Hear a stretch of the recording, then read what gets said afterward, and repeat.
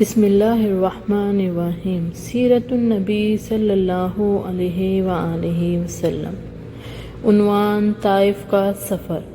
ابو طالب کے انتقال کے بعد قریش کھل کر سامنے آ گئے۔ ایک روز انہوں نے آپ کو پکڑ لیا، ہر شخص کو اپنی طرف کھینچنے لگا اور کہنے لگا، یہ تو وہی ہے جس نے ہمارے اتنے سارے معبودوں کو ایک معبود بنا دیا۔ ایسے میں حضرت ابوبکر صدیق رضی اللہ عنہ تڑپ کر یکدم آگے آ گئے، اس بھیڑ میں گھس گئے۔ کسی کو انہوں نے مار کر ہٹایا، کسی کو دھکا دیا۔ ان لوگوں کو آپ سے ہٹاتے جاتے اور کہتے جاتے، کیا تم ایسے شخص کو قتل کرنا چاہتے ہو جو یہ کہتا ہے کہ میرا رب اللہ ہے؟ اس پر وہ لوگ حضرت ابوبکر صدیق رضی اللہ عنہ پر ٹوٹ پڑے اور انہیں اتنا مارا کہ وہ مرنے کے قریب ہو گئے۔ ہوش آیا تو حضور اکرم صلی اللہ علیہ وآلہ وسلم کی خیریت معلوم کی، پتہ چلا کہ خیریت سے ہیں تو اپنی تکلیف کو بھول گئے۔ شوال 10 نبوی میں حضور اکرم صلی اللہ علیہ وآلہ وسلم طائف تشریف لے گئے۔ اس سفر میں آپ کے غلام حضرت زید بن حارثہ رضی اللہ عنہ ساتھ تھے۔ طائف میں ثقیف کا قبیلہ آباد تھا۔ آپ یہ اندازہ کرنے کے لیے طائف تشریف لے گئے کہ قبیلہ ثقیف کے دلوں میں بھی اسلام کے لیے کچھ گنجائش ہے یا نہیں۔ آپ یہ امید بھی لے کر گئے تھے کہ ممکن ہے یہ لوگ مسلمان ہو جائیں اور آپ کی حمایت میں اٹھ کھڑے ہوں۔ طائف پہنچ کر آپ نے سب سے پہلے اس قبیلے کے سرداروں کے پاس جانے کا ارادہ کیا۔ یہ 3 بھائی تھے، ایک کا نام عبد یا لیل تھا، دوسرے کا نام مسعود تھا، تیسرے کا نام حبیب تھا۔ ان تینوں کے بارے میں پوری طرح وضاحت نہیں ملتی کہ یہ بعد میں مسلمان ہو گئے تھے یا نہیں۔ بہرحال آپ نے ان تینوں سے ملاقات کی، اپنے آنے کا مقصد بتایا، اسلام کے بارے میں بتایا، انہیں اسلام کی دعوت دینے کے ساتھ مخالفوں کے مقابلے میں ساتھ دینے کی دعوت دی۔ ان میں سے ایک نے کہا، کیا وہ تم ہی ہو جس نے خدا نے بھیجا ہے؟ ساتھ ہی دوسرے نے کہا، تمہارے علاوہ خدا کو رسول بنانے کے لیے کوئی اور نہیں ملا تھا؟ اس کے ساتھ ہی تیسرا بول اٹھا، خدا کی قسم میں تم سے کوئی بات چیت نہیں کروں گا، کیونکہ اگر تم واقعی ہی اللہ کے رسول ہو تو تمہارے ساتھ بات چیت کرنا بہت خطرناک ہے۔ یہ اس نے اس لیے کہا تھا کہ وہ لوگ جانتے تھے کسی نبی کے ساتھ بحث کرنا بہت خطرناک ہے، اور اگر تم نبی نہیں ہو تو تم جیسے آدمی سے بات کرنا زیب نہیں دیتا۔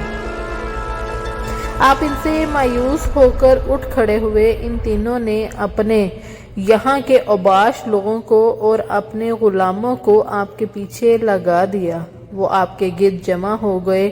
راستے میں بھی دونوں طرف لوگوں کا ہجوم ہو گیا۔ جب آپ ان کے درمیان سے گزرے تو وہ بدبخت ترین لوگ آپ صلی اللہ علیہ وآلہ وسلم پر پتھر برسانے لگے، یہاں تک کہ آپ کے جو قدم اٹھاتے وہ اس پر پتھر مارتے۔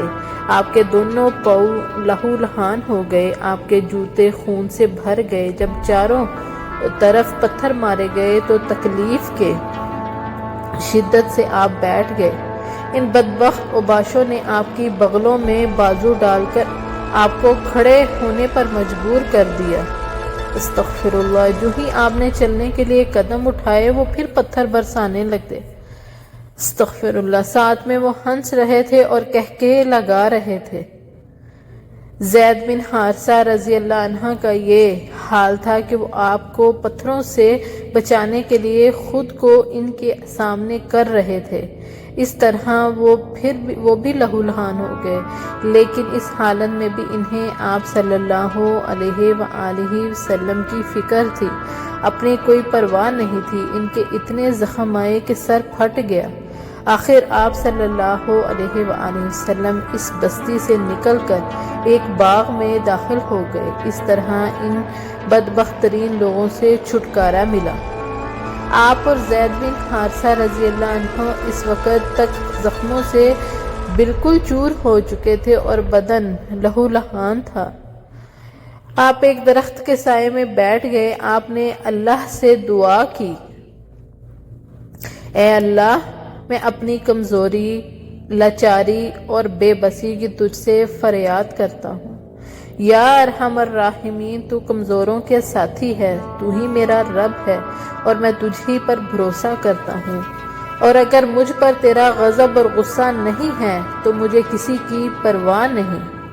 اسی وقت اچانک آپ نے دیکھا کہ وہاں باغ کے مالک عتبہ اور شیبہ بھی موجود ہیں۔ وہ بھی دیکھ چکے ہیں کہ طائف کے بدماشوں نے آپ کے ساتھ کیا سلوک کیا ہے۔ انہیں دیکھتے ہی آپ اٹھ کھڑے ہوئے، کیونکہ آپ کو معلوم تھا کہ وہ دونوں اللہ کے دین کے دشمن ہیں۔ ادھر ان دونوں کو آپ کی حالت پر رحم آ گیا۔ انہوں نے فوراً اپنے نصرانی غلام کو پکارا۔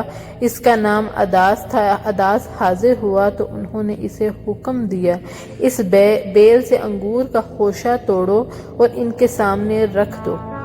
اداس نے حکم کی تعمیل کی، انگور آپ کو پیش کیے۔ آپ نے جب انگور کھانے کے لیے ہاتھ بڑھایا تو فرمایا،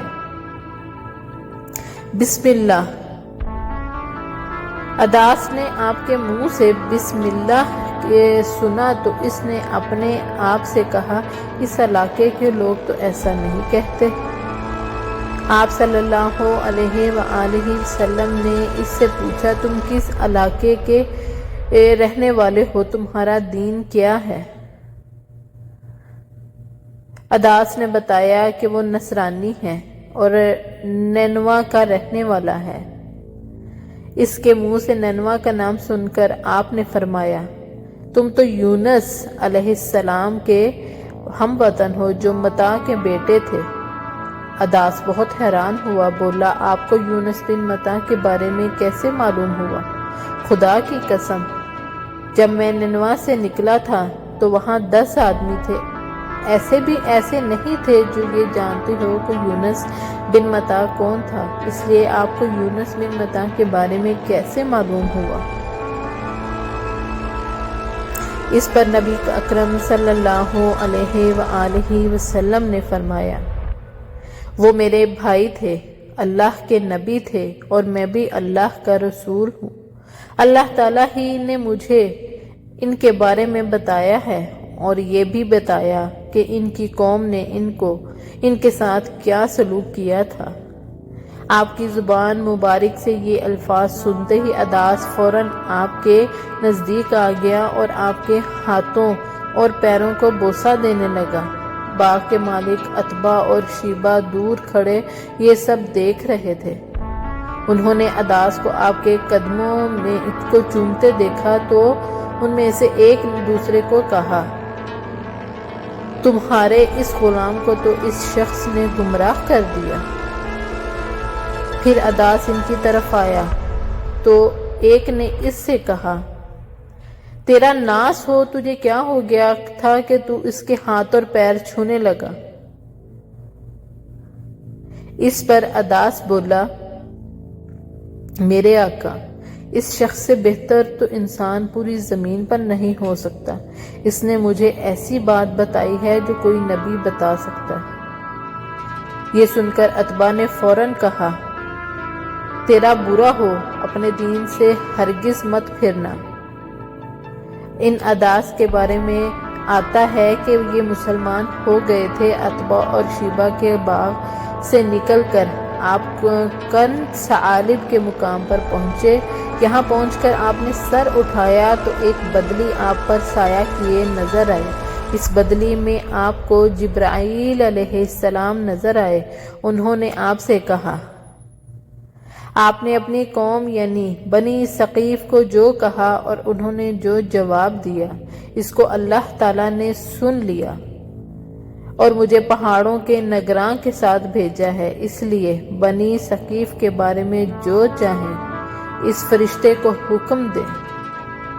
اس کے بعد پہاڑوں کے فرشتے نے آپ صلی اللہ علیہ وآلہ وسلم کو پکارا اور عرض کیا، اے اللہ کے رسول، اگر آپ چاہیں تو میں ان پہاڑوں کے درمیان اس قوم کو کچل دوں یا انہیں زمین میں دھنسا کر ان کے اوپر پہاڑ گرا دوں۔